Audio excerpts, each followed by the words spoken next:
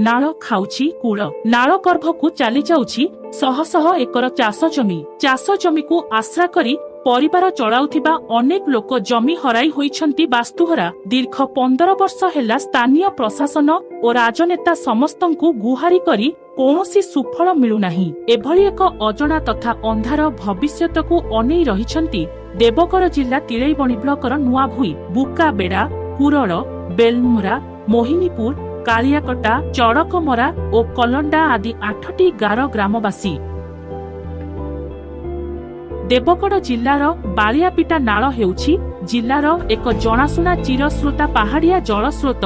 एही नाळटी तिलैबणी ब्लॉकर कैलाश पर्वतरु बाहरी दीर्घ 25 किलोमीटर रास्ता अतिक्रम करिबा परे ब्राह्मणी नदी रे मिसिछि। एही नाळटी जिल्लावासींक पई प्रकृतिर एक वरदान सदृश कहिले अत्युक्ति हेबो नाही। एही नाळ तटवर्ती अंचल रे रहिछि अनेक गा ओ चाष जमी। एही नाळर जलराशि उपरे निर्भर करी तटवर्ती अंचलर लोके चाष कार्य करिथांती। मात्र विगत 15 वर्ष हेला एही बालियापिटा नाळर कराल विभीषिका देखिबाकू मिलिछि।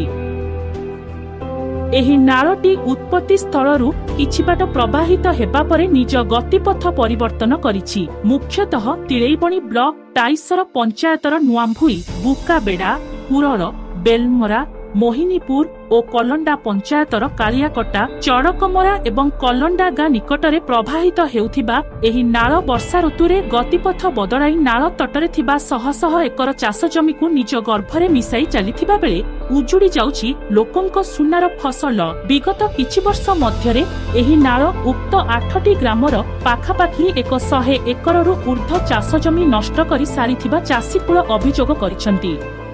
एही समस्यार निराकरण करा न कले आगामी किछि वर्ष मध्यरे बालियापिटा नाळ तटरू चाष जमी जे संपूर्ण निश्चिन्न होइजिबो ओ शह शह चाषी परिवार जीविका हराई सर्वहरा होइजिबे सेथिरे तिळे हेले भी संदेह नाही।